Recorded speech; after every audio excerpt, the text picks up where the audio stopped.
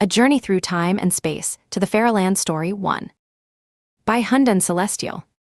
April 16, 2006. Translation edited by Kinyu. In the 5th year of Emperor Ming of the Han Dynasty's Yongping era, 62 AD, Liu Chen and Yuan Zhao, 2 men from Yan County, ventured into the Tiantai Mountains to collect medicinal herbs. They followed familiar mountain trails, trekking through the wilderness. At midday, the peaks and valleys were suddenly enveloped in thick mist. Before long, they lost their way, wandering through dense forests and overgrown grass, unable to find the path home. For 13 days, they roamed the mountains. Their provisions were completely depleted, forcing them to survive on wild fruits. One day, the mist finally cleared, and brilliant sunlight bathed the forest. Suddenly, they spotted a towering peach tree laden with large peaches on the opposite mountain. Overcome with hunger and exhaustion, they rushed toward the tree without hesitation. However, the tree grew on a cliffside, and they had to climb precarious branches and vines, risking their lives to reach it. At last, they managed to climb onto the tree. Famished, they quickly plucked the peaches and devoured them ravenously. The peaches were crisp and juicy, bringing them immense delight. After eating more than a dozen, they felt completely rejuvenated. They picked a few more and stored them in their satchels before continuing to climb. Eventually, they reached the peak and gazed into the distance, taking in the vast expanse before them.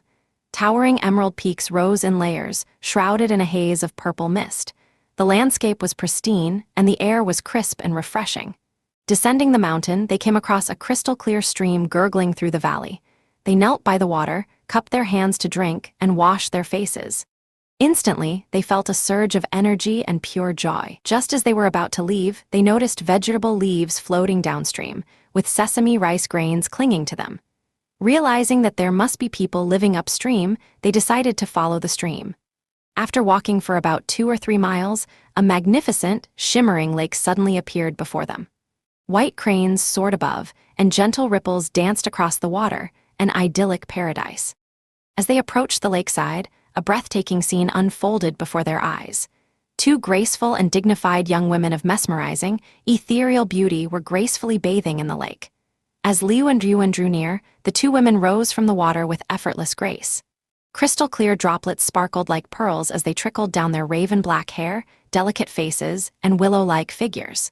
Smiling, they spoke in unison, Liu and Yuan. "Today is a joyous occasion for us. Come, take off your clothes and join us for a bath." Hearing their names spoken by 2 strangers, Liu and Yuan were momentarily stunned. But upon closer look, the women seemed oddly familiar, as if they had seen them before. Unable to resist, they removed their clothes and entered the lake. The 2 enchanting women moved closer and gently helped them bathe, their soft hands gliding over their bodies. A wave of indescribable pleasure surged through them, as if they had been reborn. After their bath, they dressed and followed the women home to rest. The house stood enclosed by a fence of red willows, its roof adorned with bamboo tiles. Inside, soft lighting cast a warm, inviting glow, and the room felt airy and comfortable. 2 large beds stood against the southern and northern walls, draped in pale blue silk canopies, with silver wind chimes dangling from each corner. As the breeze whispered through the room, the chimes sang with crisp, melodious notes. Adorned with emeralds, agates, and other gemstones, the room exuded an air of opulence. By each bed stood more than a dozen handmaidens, their beauty as delicate and radiant as moonlit fairies. The 2 women gently guided the handmaidens. "Our esteemed guests, Liu and Yuan, have traveled far and endured much.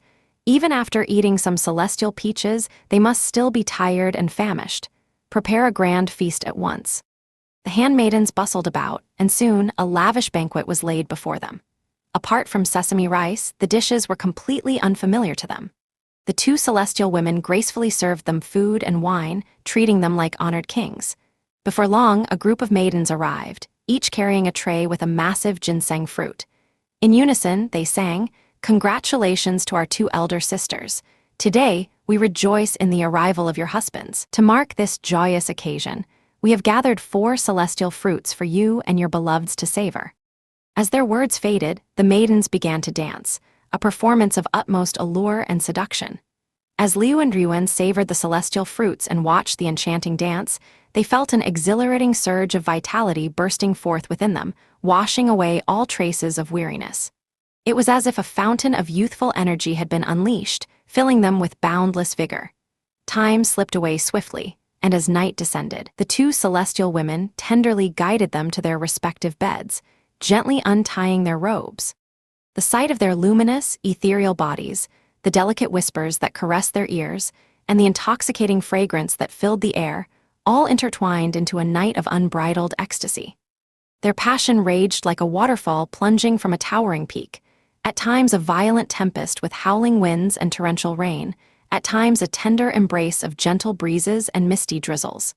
It was really, the most breathtaking views are found on the perilous peaks, and a silver torrent cascades 3,000 feet, as though the Milky Way has fallen from the ninth heaven. Lifechanyuan stayed in this celestial paradise for over 10 days, casting aside all worldly troubles. However, one day, a sudden yearning for the mortal world arose, and they expressed their desire to return home. The two celestial women, their eyes filled with tender affection, pleaded with them with endless affection, their voices soft and imploring.